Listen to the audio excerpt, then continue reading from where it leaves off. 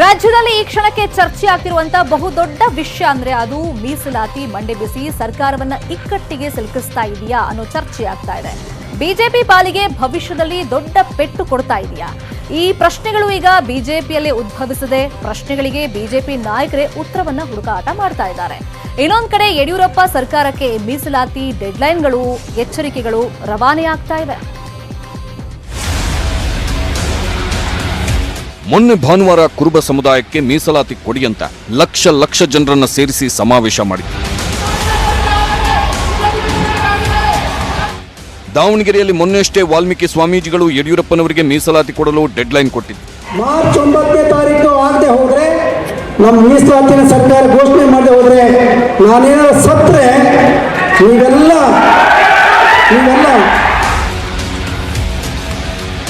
ಈಗ ಬಿಜೆಪಿಯಲ್ಲಿರೋ ಪಂಚಮಸಾಲಿ ಸಮುದಾಯದ ನಾಯಕರು, ಸ್ವಾಮೀಜಿಗಳು ಸರ್ಕಾರಕ್ಕೆ ಮೀಸಲಾತಿ ನೀಡಲು ಡೆಡ್ಲೈನ್ ಫಿಕ್ಸ್ ಮಾಡಿದ್ದಾರೆ. ಬೆಂಗಳೂರು ಮುಕ್ತಗೊಳಗಾಗಲೇ ನೀವು ವರದಿಯನ್ನು ತರಿಸ್ಕೊಳ್ಬೇಕು. ವರದಿಯನ್ನು ತರಿಸ್ಕೊಳ್ಳದೆ ಹೋದರೆ ಅನಿವಾರ್ಯವಾಗಿ ವಿಧಾನಸೌಧಕ್ಕೆ ನಾವು ಮುಕ್ತಿ ಆಗ್ತೀವಿ. ಫೆಬ್ರವರಿ 21ರೊಳಗೆ ಪಂಚಮಸಾಲಿಗೆ ಮೀಸಲಾತಿ ಕೊಡದಿದ್ರೆ ಹೋರಾಟದ ಎಚ್ಚರಿಕೆ. ಫೆಬ್ರವರಿ 21ನೇ ತಾರೀಕು ಇವತ್ತಿನ ಸಭೆಯಲ್ಲಿ ಗಟ್ಟಿಯಾಗಿರ್ತಕ್ಕಂಥ ತೀರ್ಮಾನ ತೆಗೆದುಕೊಳ್ಳಲಾಗಿದೆ ಅಂತೇಳಿ ಕೂಡಲ ಸಂಗಮದಿಂದ ಬೆಂಗಳೂರಿನವರೆಗೆ ಪಂಚಮಸಾಲಿ ಪಾದಯಾತ್ರೆ ನಡೆಯುತ್ತಿದ್ದು ತುಮಕೂರು ತಲುಪಿದೆ. ಫೆಬ್ರವರಿ 18ಕ್ಕೆ ಬೆಂಗಳೂರಿಗೆ ಪಾದಯಾತ್ರೆ ಬರುತ್ತಿದ್ದು ಸರ್ಕಾರಕ್ಕೆ ಮನವಿ ಸಲ್ಲಿಸುತ್ತಾರೆ. ಆಮೇಲೆ 21ರೊಳಗೆ ಬೇಡಿಕೆ ಈಡೇರದಿದ್ರೆ 10 ಲಕ್ಷ ಜನರನ್ನ ಸೇರಿಸಿ ಸಮಾವೇಶ ನಡೆಸೋಕು ವೇದಿಕೆ ರೆಡಿಯಾಗ್ತಿದೆ. ಧರಣಿ ಸತ್ಯಕ್ಕೆ ಚಾಲನೆ ಎಲ್ಲಿವರೆಗೂ ಬಜೆಟ್ ಅಧಿವೇಶನ ಬರೋವರೆಗೂ ಅಂತ ಸ್ಪಂದನೆ ಹೋದ್ರೆ ಬಜೆಟ್ ಅಧಿವೇಶನದಿಂದ ಅಮಾನಂತರ ಉಪವಾಸ ಸತ್ಯಾಗ್ರಹ ಮಾಡಲಿಕ್ಕೆ ನಾವೆಲ್ಲ ಸನ್ನದ್ಧರಾಗಿ 18 ತಾರೀಕಿಗೆ ಬೆಂಗಳೂರು ಎಂಟರ್ ಆಗ್ತೇವೆ. 21ಕ್ಕೆ ಬೃಹತ್ ರ್ಯಾಲಿ ಮಾಡಿ ಅಲ್ಲಿಂದ ನಾವು ಪಾದಯಾತ್ರೆ ಮುಖಾಂತರ ವಿಧಾನಸೌಧಕ್ಕೂ ನಾವು ಧರಣಿ ಸತ್ಯಾಗ್ರಹ ಶುರು ಮಾಡ್ತೇವೆ. ಪಾದಯಾತ್ರೆ ಮುಂದುವರಿತದೆ. ಎಲ್ಲಿವರೆಗೆ ಮುಖ್ಯಮಂತ್ರಿಗಳು ಅವರಿಗೆ ಅಧಿಕಾರ ಇದೆ ಇದನ್ನು ಘೋಷಣೆ ಕೊಡುವಂತದ್ದು, ಅದನ್ನು ಎಲ್ಲಿವರೆಗೆ ಅವ್ರು ಮಾಡೋದಿಲ್ಲ ಅಲ್ಲಿವರೆಗೂ ನಿರಂತರ ಹೋರಾಟ. ಬಿಜೆಪಿ ನಾಯಕರಿಂದಲೇ ಮೀಸಲಾತಿ ಮಂಡ್ಯ ಪಂಚಮಸಾಲಿ ಸಮುದಾಯದ ಹೋರಾಟಕ್ಕೆ ಸಚಿವ ಮುರುಗೇಶ್ ನಿರಾಣಿ, ಬಿಜೆಪಿ ಶಾಸಕ ಬಸನಗೌಡ ಯತ್ನಾಳ್ ಬೆಂಬಲವಿದೆ. ವಾಲ್ಮೀಕಿ ಸಮುದಾಯದ ಹೋರಾಟಕ್ಕೆ ಸಚಿವರಾದ ಶ್ರೀರಾಮುಲು, ರಮೇಶ್ ಜಾರಕಿಹೊಳಿ ಬೆಂಬಲ ಘೋಷಿಸಿದ್ದಾರೆ. ಇನ್ನು ಕುರುಬರ ಮೀಸಲಾತಿ ಹೋರಾಟಕ್ಕೆ ಈಶ್ವರಪ್ಪ ಕೈಜೋಡಿಸಿದ್ದಾರೆ. ಒಕ್ಕಲಿಗರು ಮೀಸಲಾತಿ ಕೇಳಿ ಈಗಾಗಲೇ ಸಚಿವ ಆರ್ ಅಶೋಕ್ ಅವರ ಮೂಲಕ ಒತ್ತಡ ಹಾಕಿಸುವ ಕೆಲಸವನ್ನೂ ಮಾಡುತ್ತಿದ್ದಾರೆ. ಅಲ್ಲಿಗೆ ಬಿಜೆಪಿ ಸಚಿವರು, ಶಾಸಕರುಗಳಿಂದಲೇ ಮೀಸಲಾತಿ ಪೀಕಲಾಟ ಶುರುವಾಗಿದ್ದು ಬಿಜೆಪಿ ಪಕ್ಷವನ್ನ ಇಕ್ಕಟ್ಟಿಗೆ ಸಿಲುಕಿಸಿದೆ. ದೆಹಲಿ ಬಿಜೆಪಿ ಮಟ್ಟದಲ್ಲೂ ಗಂಭೀರ ಚರ್ಚೆ. ನಿನ್ನೆ ರಾತ್ರಿ ಬಿಜೆಪಿ ರಾಜ್ಯಾಧ್ಯಕ್ಷ ನಳಿನ್ ಕುಮಾರ್ ಕಟೀಲ್ ಅವರ ದೆಹಲಿ ನಿವಾಸದಲ್ಲಿ ಮೀಸಲಾತಿ ಹೋರಾಟದಿಂದ ಆಗ್ತಿರೋ ಸಮಸ್ಯೆಗಳ ಬಗ್ಗೆ ಗಂಭೀರ ಚರ್ಚೆ ನಡೆದಿದೆ. ಎಲ್ಲಾ ಬಿಜೆಪಿ ಸಂಸದರು, ಕೇಂದ್ರ ಸಚಿವ ಪ್ರಹ್ಲಾದ್ ಜೋಶಿ, ಸದಾನಂದ ಗೌಡ ಜೊತೆ ಬಿಎಲ್ ಸಂತೋಷ್ ಕೂಡ ಈ ಸಭೆಯಲ್ಲಿದ್ರು. ಸಭೆಯಲ್ಲಿ ಸಚಿವರು ತಮ್ಮ ಸಮುದಾಯಗಳನ್ನ ಎತ್ತಿಕಟ್ಟುತ್ತಾ ಮೀಸಲಾತಿ ವಿವಾದ ಸೃಷ್ಟಿಸುತ್ತಿದ್ದಾರೆ. ಜಾತಿವಾರು ನಿಗಮ ಮಂಡಳಿಗಳ ರಚನೆಯಿಂದ ಬಿಜೆಪಿಗೆ ಕೆಟ್ಟ ಹೆಸರು ಬಂದಿದೆ. ಕೂಡಲೇ ಮೀಸಲಾತಿ ಸಮಸ್ಯೆ ಬಗೆಹರಿಸದಿದ್ರೆ ಮುಂದೆ ಬಿಜೆಪಿಗೆ ಸಮಸ್ಯೆ ಆಗಲಿದೆ. ಹಿರಿಯ ನಾಯಕರು ಮಧ್ಯಪ್ರವೇಶಿಸಿ ಸಮಸ್ಯೆ ಬಗೆಹರಿಸಬೇಕು ಅನ್ನೋ ಚರ್ಚೆಗಳು ನಡೆದಿವೆ. ಮೀಸಲಾತಿ ಹೋರಾಟಗಳು ಬರೀ ಹೋರಾಟಗಳಾಗಿ ಉಳಿದಿಲ್ಲ. ಆದಷ್ಟು ಬೇಗ ಮುಖ್ಯಮಂತ್ರಿಗಳು ಮೀಸಲಾತಿ ಮಂಡ್ಯ ಫುಲ್ ಸ್ಟಾಪ್ ಹಾಕಿದ್ರೆ ಸಾಕು. Bureau report, news 18 Kannada. ಬಿಜೆಪಿಗೆ ಮೀಸಲಾತಿ ಸಂಕಟವಾದರೆ ಕಾಂಗ್ರೆಸ್ಗೆ, ಅದರಲ್ಲೂ ಸಿದ್ದರಾಮಯ್ಯ ಅವರಿಗೆ ಅಹಿಂದ ಚಿಂತೆ ಶುರುವಾಗಿದೆ. ಈ ಸಲ ಆ ಬಿಟ್ಟು ಹಿಂದೆ ಹೊರಟಿದ್ದಾರೆ ಅನ್ನೋ ಸುದ್ದಿನೂ ಕಾಂಗ್ರೆಸ್ ಮೂಲಗಳಿಂದಲೇ ಹೊರಬಿದ್ದಿದೆ. ಆದ್ರೆ ಇದ್ಯಾವುದನ್ನು ಒಪ್ಪದೇ ಇದ್ರು ಮತ್ತೆ ಸಿಎಂ ಆಗೋ ಕನಸನ್ನ ಸಿದ್ದರಾಮಯ್ಯ ಬಿಟ್ಟಿಲ್ಲ.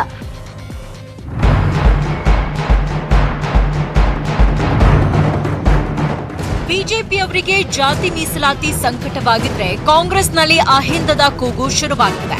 ಈ ಸಲ ಅಹಿಂದ ಬಿಟ್ಟು ಬರೀ ಹಿಂದೆ ಸಿದ್ದರಾಮಯ್ಯನವರು ಹೊರಟಿದ್ದಾರೆ ಅನ್ನೋ ಮಾತುಗಳು ಶುರುವಾಗಿವೆ. ಮೈಸೂರಲ್ಲಿ ಎಚ್.ಸಿ. ಮಹದೇವಪ್ಪ ಮನೆಯಲ್ಲಿ ಸಿದ್ದರಾಮಯ್ಯ ಸಭೆ ನಡೆಸಿದ್ರು. ಶೀಘ್ರದಲ್ಲೇ ಆ ಬಿಟ್ಟು ಹಿಂದ ಸಮಾವೇಶ ನಡೆಸೋ ಬಗ್ಗೆನೂ ಮಾತುಕತೆನೂ ಆಗಿತ್ತು ಅಂತ ಹೇಳಲಾಗ್ತಾ ಇದೆ.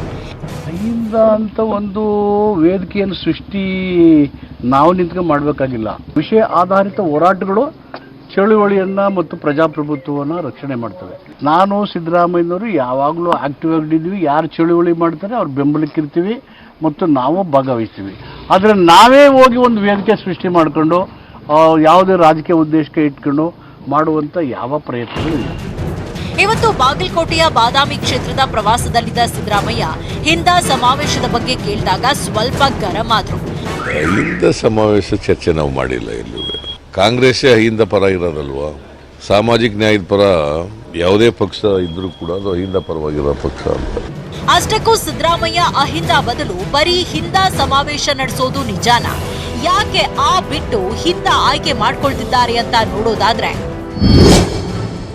ಆ ಸಲ ಆ ಇಲ್ಲ ಬರೀ ಹಿಂದ, ಅಲ್ಪಸಂಖ್ಯಾತ, ಹಿಂದುಳಿದ ವರ್ಗ, ದಲಿತ, ಈ ಅಹಿಂದದ ಪ್ರಮುಖ ನಾಯಕ ಸಿದ್ದರಾಮಯ್ಯ. ಅಹಿಂದ ನಾಯಕ ಎಂಬ ಪಟ್ಟ ಶಾಶ್ವತವಾಗಿ ಉಳಿಸ್ಕೊಳ್ಬೇಕು ಅಂತ ಹಿಂದ ಸಮಾವೇಶ ಪ್ಲಾನ್ ಮಾಡಿದ್ದಾರೆ. ಆದ್ರೆ ಅಲ್ಪಸಂಖ್ಯಾತರು ಯಾವ ಹೋರಾಟನೂ ಮಾಡ್ತಿಲ್ಲ. ಅಪ್ಪಿತಪ್ಪಿ ಅಲ್ಪಸಂಖ್ಯಾತರ ಪರ ಸುಮ್ನೆ ದನಿ ಎತ್ತಿದ್ರೆ ಕೋಮು ಪಟ್ಟ ಕಟ್ತಾರೆ. ಹಾಗಾಗಿ ಈ ಸಲ ಹಿಂದುಳಿದ ವರ್ಗ ಮತ್ತು ದಲಿತರ ಹೋರಾಟಕ್ಕೆ ಭರ್ಜರಿ ಬೆಂಬಲ ನೀಡೋ ಪ್ಲಾನ್ ಮಾಡಿದ್ದಾರಂತೆ. ಮುನ್ನೆಲೆಯಲ್ಲಿರೋ ಹೋರಾಟಕ್ಕೆ ಬೆಂಬಲ ಕೊಟ್ರೆ ಸಮಸ್ಯೆ ಇರಲ್ಲ.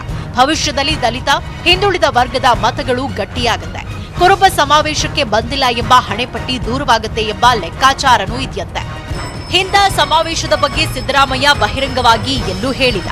ಆದ್ರೂ ಈಶ್ವರಪ್ಪ ಸಿದ್ದರಾಮಯ್ಯನವರ ಕಾಲೆಳಿತಿದ್ದಾರೆ. ಇದಕ್ಕೆ ಸಿದ್ದರಾಮಯ್ಯನವರು ರಿಯಾಕ್ಟ್ ಮಾಡಿದ್ದಾರೆ. ಕುರುಬರನ್ನ ಎಷ್ಟಿಗೆ ಸೇರಿಸಬಾರ್ದು ಅಂತ ನಾನೆಲ್ಲೂ ಹೇಳಿಲ್ಲ. ಇನ್ನು ಕುಲಶಾಸ್ತ್ರ ಅಧ್ಯಯನ ಬಂದಿಲ್ಲ ಅಂತ ಹೇಳಿಲ್ವಾ? ಅವರು ರಾಜಕೀಯಕ್ಕೋಸ್ಕರ ಮಾಡ್ತಾ ಇದ್ದಾರೆ. ಅದರಿಂದ ನಾನು ರಾಜಕೀಯ ಮಾಡಕ್ಕೆ ಹೋಗಲ್ಲ. ಅದರಲ್ಲಿ ಅವ್ರಿಗೆ RSSನವರು ಕುಮ್ಮಕ್ಕು ಕೊಟ್ಟುಕೊಂಡು ಅದನ್ನು ಈಶ್ವರಪ್ಪನ ಎತ್ಕಟ್ಟಿ ಮಾಡಿಸ್ತಾ ಇದ್ದಾರೆ. I am not for politics. Siddaramaiah ಇಲ್ಲದೇನೆ ಹಿಂಗೆ ಲಕ್ಷ ಲಕ್ಷ ಕುರುಬರು ಸೇರ್ತಾರೆ ಅಂತ ಕಲ್ಪನೆ ಅವ್ರಿಗೆ ಇರಲಿಲ್ಲ. ಅವ್ರಿಗೆ ಸ್ವಲ್ಪ ಕಿರಿಕಿರಿ ಆಗಿ ಈಗ ತಲಾ ಒಂದು ಮಾತಾಡ್ತಾರೆ. ಪ್ರಾರಂಭಕ್ಕೆ ನಾನು ಕರೆದೇ ಇಲ್ಲ ಅಂದರು. ಆಮೇಲೆ ಹೇಳಿದ್ರು ಸಮಾವೇಶ ಬೇಕಿತ್ತಾ, ಪಾದಯಾತ್ರೆ ಬೇಕಿತ್ತಾ, ಎರಡನೇದು. ಅದಾದ ನಂತರ ಹೇಳಿದ್ರು ಈ ಪಾದಯಾತ್ರೆಗೆ RSS ದುಡ್ಡು ಕೊಟ್ಟಿದೆ ಅಂತ. ಇದೆಲ್ಲವೂ ಕೂಡ ನಾನೆಲ್ಲ ಕ್ಲಾರಿಫಿಕೇಶನ್ ಕೊಟ್ಟಿದ್ದು. ಪೂಜ್ಯ ಜಗದ್ಗುರುಗಳೇ ಹೇಳಿದ್ದಾರೆ. ಸಿದ್ದರಾಮಯ್ಯನವರು ಇಷ್ಟಕ್ಕೆ ಸುಮ್ಮನಾಗಿಲ್ಲ. ಬೈ ಎಲೆಕ್ಷನ್ ನಲ್ಲಿ ಸ್ಪರ್ಧೆ ಮಾಡಲ್ಲ ಎಂದ ಜೆಡಿಎಸ್ ಕುಮಾರಸ್ವಾಮಿ ವಿರುದ್ಧವೂ ವಾಗ್ದಾಳಿ ಮಾಡಿದ್ರು. ಅಷ್ಟೇ ಅಲ್ಲ, ಜನ ಆಶೀರ್ವದಿಸಿದ್ರೆ ಮುಂದೆ ಅಧಿಕಾರಕ್ಕೆ ಬರ್ತೀವಿ ಅಂದ್ರು. ಅವರು ಚೀಫ್ ಮಿನಿಸ್ಟರ್ ಮಾಡಿದವ್ರು ಯಾರ್ರಿ? 80 ಜನ ನಾವು MLAಗಳು ಇದ್ಕೊಂಡು 37 ಜನ ಇದ್ದವ್ರು ಚೀಫ್ ಮಿನಿಸ್ಟರ್ ಮಾಡಿದವ್ರು ಯಾರಪ್ಪ?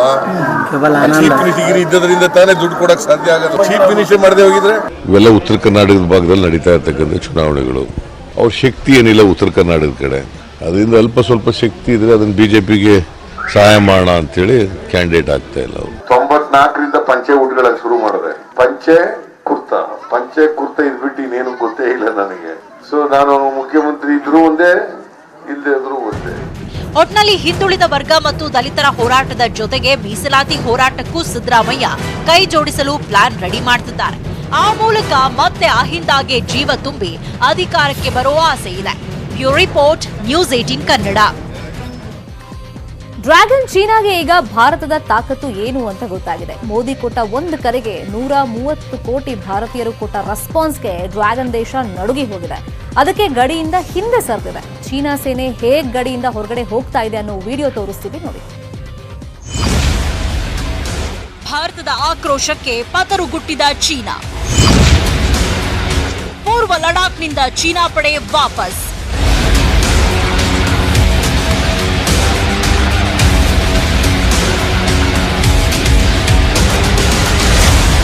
ಭಾರತದ ಗಡಿಗೆ ನುಗ್ಗಿ ಚೀನಾ ಸೈನಿಕರು ಮಾಡಿದ ಒಂದೊಂದು ಕುತಂತ್ರಗಳಿಗೂ ಭಾರತ ಖಡಕ್ಕಾಗಿ ಉತ್ತರ ಕೊಟ್ಟಿತ್ತು. ಚೀನಾ ಸೈನಿಕರ ರಾಕ್ಷಸ ಕೃತ್ಯಕ್ಕೆ ಸೈನಿಕರು ವೀರಮರಣ ಅಪ್ಪದ ಮೇಲೆ ಚೀನಾ ಆಪ್ಗಳನ್ನೇ ನಿಷೇಧಿಸಿ ಭಾರತ ಭರ್ಜರಿ ಆರ್ಥಿಕ ಹೊಡೆತ ಕೊಟ್ಟಿತ್ತು.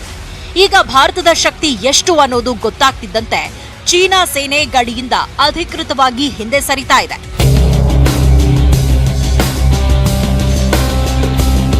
ಪೂರ್ವ ಲಡಾಖ್ನಲ್ಲಿ ಸೇನಾ ನಿಷ್ಕ್ರಿಯಗೊಳಿಸುವ ಭಾರತ ಚೀನಾ ಒಪ್ಪಂದದಂತೆ ಚೀನಾ ತನ್ನ ಸೈನ್ಯವನ್ನ ಪ್ಯಾಂಗಾಂಗ್ ಸರೋವರದ ಉತ್ತರದ ದಂಡೆಯಿಂದ ವಾಪಸ್ ಕರೆಸಿಕೊಳ್ತಾ ಇದೆ.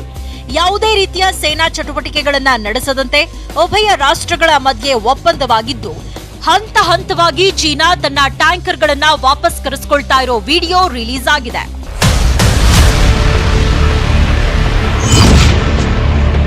ಹದಿನೈದರಿಂದ 20 ದಿನಗಳಲ್ಲಿ ಗಡಿಯಿಂದ ಆಚೆಗೆ ಚೀನಾ ಸೇನೆ. ರಾಜ್ಯಸಭೆಯಲ್ಲಿ ರಕ್ಷಣಾ ಸಚಿವರಿಂದ ಮಾಹಿತಿ. ಇಂಡೋ ಚೀನಾದ ಲಡಾಖ್ ಗಡಿ ವಸ್ತುಸ್ಥಿತಿ ಬಗ್ಗೆ ರಾಜ್ಯಸಭೆಗೆ ರಕ್ಷಣಾ ಸಚಿವ ರಾಜನಾಥ್ ಸಿಂಗ್ ಮಾಹಿತಿ ಕೊಟ್ಟರು. ಗಡಿ ನಿಯಂತ್ರಣ ರೇಖೆಯ ಬಳಿ ನಿಯೋಜಿಸಲಾಗಿರೋ ಭಾರತ ಮತ್ತು ಚೀನಾದ ಸೇನಾ ಪಡೆಗಳು ವಾಪಸ್ ಆಗ್ತಾ ಇವೆ. ಗಡಿಯಲ್ಲಿ ಇನ್ಮುಂದೆ ಶಾಂತಿ ಕಾಪಾಡಲು ದ್ವಿಪಕ್ಷೀಯ ಒಪ್ಪಂದದಂತೆ ಎರಡೂ ದೇಶಗಳು ನಡೆದುಕೊಳ್ಳಲಿದ್ದು 15ರಿಂದ 20 ದಿನಗಳಲ್ಲಿ ಸೇನಾ ಪಡೆಗಳು ವಾಪಸ್ ಆಗಲಿವೆ ಅಂದ್ರು. ಲಡಾಖ್ ಗಡಿಯಿಂದ ಚೀನಾ ಮತ್ತು ಭಾರತೀಯ ಸೇನೆಯ 100 ಟ್ಯಾಂಕರ್ಗಳು ಮೊದಲ ಹಂತದಲ್ಲಿ ವಾಪಸ್ಸಾಗಿವೆ. ಆಯಾ ದೇಶದ ಗಡಿ ರೇಖೆಯೊಳಗೆ ಇನ್ಮುಂದೆ ಎರಡೂ ರಾಷ್ಟ್ರದ ಸೇನೆಗಳು ಗಸ್ತು ತಿರುಗಲಿವೆ. ಒಟ್ನಲ್ಲಿ ಭಾರತ ಚೀನಾ ಆಪ್ಗಳನ್ನ ನಿಷೇಧಿಸಿ ಚೀನಾ ವಸ್ತುಗಳ ಮೇಲೆ ನಿರ್ಬಂಧ ಹಾಕದ ಮೇಲೆ ಭಾರತದ ಪವರ್ ಎಷ್ಟು ಅನ್ನೋದು ಗೊತ್ತಾಗಿದೆ. Bureau report, news 18 Kannada. ಉತ್ತರಾಖಂಡ್ನಲ್ಲಿ ಮತ್ತೆ ಹಿಮ ಸುನಾಮಿ ಅಪ್ಪಳಿಸುವಂತ ಭೀತಿ ಎದುರಾಗಿದೆ. ಹೀಗಾಗಿ ಕೊಚ್ಚಿ ಹೋದವರ ಹುಡುಕಾಟ, ರಕ್ಷಣಾ ಕಾರ್ಯಕ್ಕೂ ಬ್ರೇಕ್ ಬಿದ್ದಿದೆ. ಮತ್ತೆ ಹಿಮ ಸುನಾಮಿ ಅಪ್ಪಳಿಸೋ ಆತಂಕದ ಕಂಪ್ಲೀಟ್ ಸ್ಟೋರಿ ನಿಮ್ಮ ಮುಂದೆ.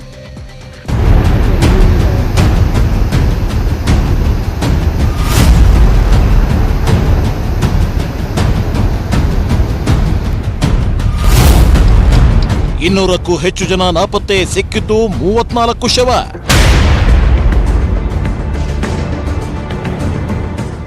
ಉತ್ತರಾಖಂಡದ ಚಮೋಲಿಯಲ್ಲಿ ಭಾನುವಾರ ಹಿಮದ ಸುನಾಮಿ ಅಪ್ಪಳಿಸಿತ್ತು. ವಿದ್ಯುತ್ ಸ್ಥಾವರ ಸೇರಿದಂತೆ ಊರಿಗೆ ಊರೇ ಕೊಚ್ಚಿ ಹೋಗಿತ್ತು. ಹಿಮದ ಜೊತೆ ನೀರಿನ ಪ್ರವಾಹದಲ್ಲಿ ಕಾರ್ಮಿಕರು ಕೊಚ್ಚಿ ಹೋಗಿದ್ದ ದೃಶ್ಯಗಳು ಬೆಚ್ಚಿ ಬೀಳಿಸುವಂತಿತ್ತು. ಇದುವರೆಗೂ ಒಟ್ಟು 34 ಜನ ಶವವಾಗಿ ಸಿಕ್ಕಿದ್ದಾರೆ. ನಾಪತ್ತೆ ಆಗಿರೋ 204 ಜನ ಸಾವನ್ನಪ್ಪಿರೋ ಸಾಧ್ಯತೆ ಇದೆ.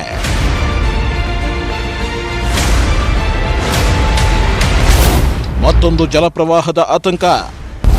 5 ದಿನಗಳ ಬಳಿಕ ರಕ್ಷಣಾ ಕಾರ್ಯ ಸ್ಥಗಿತ. ನಾಪತ್ತೆಯಾದವರ ಹುಡುಕಾಟವನ್ನ ರಕ್ಷಣಾ ಪಡೆಗಳು ಬಹುತೇಕ ಸ್ಥಗಿತಗೊಳಿಸಿವೆ. 5 ದಿನಗಳಿಂದ ಸುರಂಗದೊಳಗೆ ಸೇರಿದ್ದ ಮಣ್ಣು, ಬೃಹತ್ ಬಂಡೆಗಳನ್ನು ತೆರವು ಮಾಡೋ ಕೆಲಸ ಆಗ್ತಿತ್ತು. ಆದರೆ ದೌಲಿಗಂಗಾ ನದಿಯಲ್ಲಿ ನೀರಿನ ಪ್ರಮಾಣ ಹೆಚ್ಚಾಗಿದ್ದು ಯಾವಾಗ ಬೇಕಿದ್ರೂ ನೀರು ದೊಡ್ಡ ಪ್ರಮಾಣದಲ್ಲಿ ಹರಿದು ಪ್ರವಾಹ ಸೃಷ್ಟಿಸುವ ಆತಂಕ ಎದುರಾಯಿತು. ಹೀಗಾಗಿ ಮತ್ತೊಂದು ಅನಾಹುತ ಆಗೋದು ಬೇಡ ಅಂತ ರಕ್ಷಣಾ ಕಾರ್ಯಕ್ಕೆ ಬ್ರೇಕ್ ಹಾಕಲಾಗಿದೆ.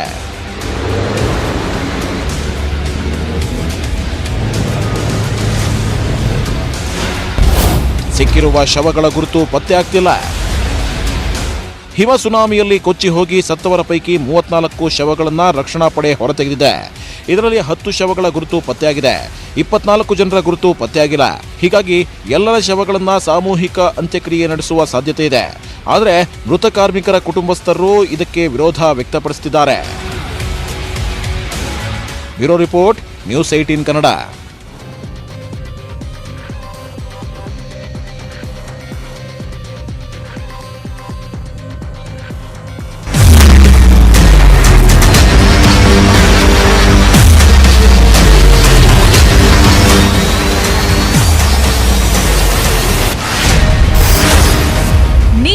ಕರೆಂಟ್ ಬಿಲ್ ಬಳಿಕ ಮತ್ತೊಂದು ಶಾಕ್. ಮನೆ ಮುಂದೆ ಕಾರ್ ನಿಲ್ಲಿಸಿದ್ರು ಶುಲ್ಕ. ಬೆಂಗಳೂರಲ್ಲಿ ಹೊಸ ಪಾರ್ಕಿಂಗ್ ಪಾಲಿಸಿ. ಬೆಂಗಳೂರಿನಲ್ಲಿ ಟ್ರಾಫಿಕ್ ಸಮಸ್ಯೆಯಷ್ಟೇ ಪಾರ್ಕಿಂಗ್ ಸಮಸ್ಯೆನೂ ಇದೆ. ಹೀಗಾಗಿ ರಸ್ತೆ ಮೇಲೆ ಕಾರ್ ನಿಲ್ಲಿಸೋರಿಂದ ಶುಲ್ಕ ವಸೂಲಿ ಮಾಡೋದಕ್ಕೆ ಬಿಬಿಎಂಪಿ ಪ್ಲಾನ್ ಮಾಡಿದೆ. ಅದರಲ್ಲಿ ಮನೆ ಮುಂದೆ ಕಾರ್ ನಿಲ್ಲಿಸೋದಕ್ಕೂ ಶುಲ್ಕ ಕಟ್ಟಿಸಿಕೊಳ್ಳೋದಕ್ಕೆ ಮುಂದಾಗಿದೆ. ಕೇಂದ್ರ ನಗರ ಸಾರಿಗೆ ಸಹಕಾರದೊಂದಿಗೆ ಈ ಪಾರ್ಕಿಂಗ್ ಫೀ ಪ್ಲಾನ್ ರೆಡಿಯಾಗ್ತಾ ಇದೆ. ಮುಂದಿನ 6 ತಿಂಗಳಲ್ಲಿ ಈ ಹೊಸ ಪಾರ್ಕಿಂಗ್ ಶುಲ್ಕ ಪದ್ಧತಿ ಕಾರ್ಯರೂಪಕ್ಕೆ ಬರೋ ಸಾಧ್ಯತೆ ಇದೆ.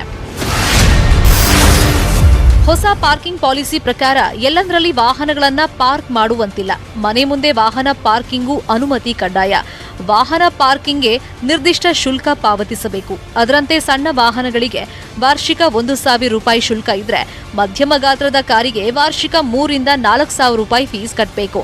ಇನ್ನು ಎಂಯುವಿ, ಎಸ್ಯುವಿ ಕಾರ್ಗಳಿಗೆ ವರ್ಷಕ್ಕೆ 5,000 ರೂಪಾಯಿ ಫೀಸ್ ಪಾವತಿ ಮಾಡಬೇಕು. ನಿಮ್ಮ ವಾಹನಕ್ಕೆ ಪರ್ಮಿಟ್ ಪಡೆಯುವಾಗ ಈ ಶುಲ್ಕ ಪಾವತಿ ಮಾಡಬೇಕು. ಈ ಪಾರ್ಕಿಂಗ್ ದರ ಸ್ಥಳ ಮತ್ತು ಸಮಯಕ್ಕೆ ತಕ್ಕಂತೆ ನಿಗದಿಯಾಗಲಿದೆ. ಸಿಲಿಕಾನ್ ಸಿಟಿಯಲ್ಲಿ ಮೆಟ್ರೋ, ಬಿಎಂಟಿಸಿ, ಓಲಾ, ಊಬರ್ನಂತಹ ಸಾರ್ವಜನಿಕ ಸಾರಿಗೆ ಸಂಪರ್ಕ ಸುಧಾರಣೆ ಆಗಿದ್ರೂ ಪಾರ್ಕಿಂಗ್ ಸಮಸ್ಯೆ ಹೆಚ್ಚಾಗಿದೆ. ಹೀಗಾಗಿ 2012ರಲ್ಲಿ ತಡೆಕೊಟ್ಟಿದ್ದ ಪಾರ್ಕಿಂಗ್ 2.0 ಯೋಜನೆ ಜಾರಿಗೆ ಕೇಂದ್ರ ನಗರ ಸಾರಿಗೆ ಇಲಾಖೆ ಗ್ರೀನ್ ಸಿಗ್ನಲ್ ಕೊಟ್ಟಿದೆ.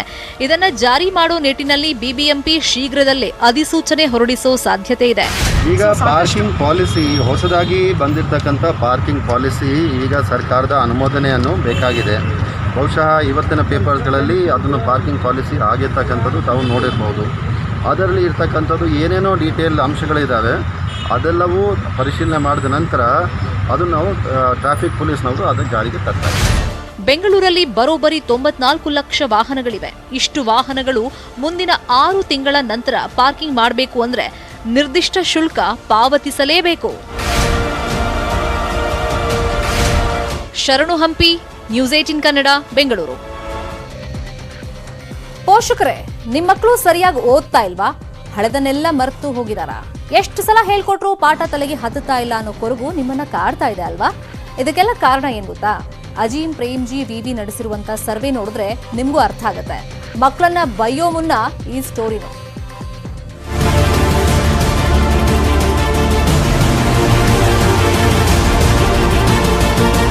ಕೊರೋನಾದಿಂದ ಶಾಲೆಗಳು ಬಂದ್ ಆದ್ಮೇಲೆ, ಈಗ ಆನ್ಲೈನ್ ಶಾಲೆಗಳು ಶುರುವಾದ್ಮೇಲೆ ಬಹುತೇಕ ಮಕ್ಕಳಲ್ಲಿ ಮರೆಗುಳಿತನ ಅನ್ನೋದು ಹೆಚ್ಚಾಗಿದೆ. ಶಾಲೆಗೆ ಹೋಗ್ತಿದ್ದ ಮಕ್ಕಳ ಮೇಲೆ ಆಗಿರೋ ಗಾಢಪೆಟ್ಟು ಎಷ್ಟು ಅನ್ನೋದು ಹೆತ್ತವರಿಗೆ ಚೆನ್ನಾಗಿ ಅನುಭವವಾಗೋಗಿದೆ. ಹೋದ ವರ್ಷ ಎಲ್ಲ ಹೇಳ್ತಿದ್ರು, ಈಗ ಎಲ್ಲ ಮರೆತು ಹೋಗವ್ರೆ ಅಂತ ಹೆತ್ತವರು ಬೈಯೋದು ಸಾಮಾನ್ಯ ಆಗಿಬಿಟ್ಟಿದೆ. ಇದಕ್ಕೆ ಕಾರಣ ಶಾಲೆಗಳಿಗೆ ಮಕ್ಕಳು ಹೋಗದೇ ಇರೋದು. ವಿಪ್ರೋ ಸಂಸ್ಥೆಯ ಅಜೀಂ ಪ್ರೇಮ್ಜಿ ವಿಶ್ವವಿದ್ಯಾಲಯ ಇದೇ ವಿಚಾರ ಇಟ್ಕೊಂಡು ಒಂದು ಸರ್ವೆ ನಡೆಸಿದೆ. ಮನೆಯಲ್ಲೇ ಉಳಿದ ಮಕ್ಕಳ ಮೇಲೆ ಆಗಿರೋ ಎಫೆಕ್ಟ್ ಎಷ್ಟು ಅನ್ನೋದನ್ನ ಎಳೆಯಾಗಿ ಸರ್ವೆ ವರದಿಯಲ್ಲಿ ಉಲ್ಲೇಖಿಸಿದ್ದಾರೆ. ಭಾಷೆ ಕಲಿಕೆಯಿಂದ ಹಿಂದುಳಿದ ಮಕ್ಕಳ ಪ್ರಮಾಣ 92%, ಭಾಷೆ ಮೇಲಿನ ಹಿಡಿತ ತಪ್ಪಿರುವ ಮಕ್ಕಳ ಪ್ರಮಾಣ 82%. ಅದರಲ್ಲೂ ಗಣಿತ ಮತ್ತು ಕೆಲವು ಭಾಷೆಗಳನ್ನೇ ಮಕ್ಕಳು ಮರೆತು ಹೋಗಿದ್ದಾರೆ. ಕಲಿಕೆಯ ಮೂಲ ಪಠ್ಯಗಳೇ ಈಗ ನೆನಪಿನಲ್ಲಿಲ್ಲ. ಶಾಲೆಯಲ್ಲಿ ಕಲಿತದ್ದು ಯಾವುದೂ ನೆನಪೇ ಇಲ್ಲವಾಗಿದೆ. 1ರಿಂದ 2ನೇ ತರಗತಿ ಮಕ್ಕಳಲ್ಲಿ 20% ಮಕ್ಕಳು ಅಂಕಿ ಸಂಖ್ಯೆಗಳನ್ನೇ ಗುರುತಿಸ್ತಿಲ್ಲ. ಒಂದಂಕೆಗಳನ್ನ ಕೂಡುವುದು ಕಳೆಯೋದನ್ನ 33% ಮಕ್ಕಳು ನೆನಪಲ್ಲೇ ಇಟ್ಕೊಂಡಿಲ್ಲ. 3D ಆಕಾರ ವಿವರಣೆ 23% ಮಕ್ಕಳಿಗೆ ಬರ್ತಿಲ್ಲ. ಸರಳ ಸಂದರ್ಭಗಳಲ್ಲೂ ಸುಮಾರು 14% ಮಕ್ಕಳಿಗೆ ವಿವರಣೆ ಕೊಡೋದನ್ನೇ ಮರೆತು ಹೋಗಿದ್ದಾರೆ. 3 ಮತ್ತು 4ನೇ ಕ್ಲಾಸ್ ಮಕ್ಕಳಲ್ಲಿ 2 ಅಕ್ಷರದ ಅಂಕಿ ಓದಲು 26% ಮಕ್ಕಳಿಗೆ ಕಷ್ಟ ಆಗ್ತಿದೆ. 2 ಅಂಕೆಗಳನ್ನ ಕೂಡೋದಕ್ಕೆ 37% ಮಕ್ಕಳು ಒದ್ದಾಡುತ್ತಿದ್ದಾರೆ. ಇನ್ನು 48% ಮಕ್ಕಳಿಗೆ ಕಳೆಯುವಿಕೆ ಬರ್ತಿಲ್ಲ. 3D ಆಕಾರ ವಿವರಣೆ ಕೇಳಿದ್ರೆ 44% ಮಕ್ಕಳಿಗೆ ನೆನಪೇ ಆಗ್ತಿಲ್ಲ. 5ನೇ ತರಗತಿ ಮಕ್ಕಳ ಪೈಕಿ 25% ಮಕ್ಕಳಿಗೆ ಚಿತ್ರದ ಭಾಗಗಳು ಸರಿಯಾಗಿ ಗೊತ್ತಾಗ್ತಿಲ್ಲ. 55% ಮಕ್ಕಳಿಗೆ 2 ಅಂಕಿ ಗುಣಕಾರ ಬರ್ತಿಲ್ಲ. ಅಳತೆ ಗುರುತಿಸಲು 67% ಮಕ್ಕಳ ಕೈಯಲ್ಲಿ ಆಗ್ತಿಲ್ಲ. ಇನ್ನು 6ನೇ ತರಗತಿ ಮಕ್ಕಳಲ್ಲಿ 52% ಮಕ್ಕಳಿಗೆ ಸಮಾನಾಂತರ ಭಾಗಗಳನ್ನು ಗುರುತಿಸಲು ಆಗ್ತಿಲ್ಲ. 40% ಮಕ್ಕಳಿಗೆ 1 ಅಂಕಿಯಿಂದ 4 ಸಂಖ್ಯೆ ಭಾಗಿಸಲು ಬರ್ತಿಲ್ಲ. 60% ಮಕ್ಕಳಿಗೆ ಕೋನಗಳನ್ನು ಗುರುತಿಸೋದು ಕಷ್ಟ ಅಂತ ಸರ್ವೆಯಲ್ಲಿ ಹೇಳಿದ್ದಾರೆ. ಸಮಸ್ಯೆಗಳಿಗೆ ಕೆಲವು ಪರಿಹಾರಗಳನ್ನು ಸರ್ವೆಯಲ್ಲಿ ಉಲ್ಲೇಖಿಸಿದ್ದಾರೆ. ಶಾಲೆಗಳು ತೆರೆದಾಗ ಗಣಿತ, ಭಾಷೆ ಕಲಿಕೆಗೆ ಆದ್ಯತೆ ಕೊಡಬೇಕು. ಕಲಿಕಾ ಸಮಸ್ಯೆಗೆ ಸೂಕ್ತ ಪರಿಹಾರದ ಕಡೆ ಹೆಚ್ಚು ಗಮನ ಹರಿಸಬೇಕು. ಕೊರೋನಾ ಹಿಂದಿನ ತರಗತಿಯ ಪಠ್ಯಗಳಿಗೆ ಹೆಚ್ಚು ಒತ್ತು ನೀಡಬೇಕು. ಮರೆತ ಮೂಲ ವಿಚಾರಗಳನ್ನು ಮರುಕಳಿಸುವ ಪ್ರಯತ್ನ ಮಾಡಬೇಕು. ಹೆಚ್ಚು ರಜೆಗಳಿಲ್ಲದೆ ನಿರಂತರ ಶಾಲಾ ತರಗತಿಗಳನ್ನು ನಡೆಸಬೇಕು. ಪೋಷಕರು, ಶಿಕ್ಷಕರು ಮಕ್ಕಳನ್ನ ದೂಷಿಸದೆ ಪ್ರೀತಿ ತೋರಿಸಬೇಕು. ದೇಶಾದ್ಯಂತ ಏಕಕಾಲಕ್ಕೆ ಜನವರಿ 21ರಲ್ಲಿ ಅಜೀಂ ಪ್ರೇಮ್ಜಿ ವಿವಿ ಈ ಅಧ್ಯಯನ ನಡೆಸಿದೆ. 5 ರಾಜ್ಯಗಳ 1137 ಶಾಲೆಗಳಲ್ಲಿ ಒಟ್ಟು 16,067 ಪ್ರಾಥಮಿಕ ಶಾಲಾ ಮಕ್ಕಳನ್ನು ಮಾತನಾಡಿಸಿ ಅಧ್ಯಯನ ಮಾಡಿದ್ದಾರೆ. ಈ ಸರ್ವೆಯನ್ನ 2,000 ಶಿಕ್ಷಕರು, 400 ಕಾರ್ಯಕರ್ತರು ಮಾಡಿದ್ದಾರೆ ಅನ್ನೋದು ಇಲ್ಲಿ ಗಮನಿಸಬೇಕಾದ ಅಂಶ. ಸೊ ಮಕ್ಕಳನ್ನ ಆದಷ್ಟು ಪ್ರೀತಿಸಿ, ಓದಿಲ್ಲ ಅಂತ ದೂಷಿಸಬೇಡಿ. ಸಾಧ್ಯವಾದರೆ ಶಾಲೆಗಳನ್ನ ತೆಗೆದ್ಮೇಲೆ ಸ್ಕೂಲ್ಗೆ ಕಳಿಸಿ. Bureau report, news 18 Kannada. ಮತ್ತಷ್ಟು ಸುದ್ದಿ ನೋಡೋಣ ಬೇಕಾದ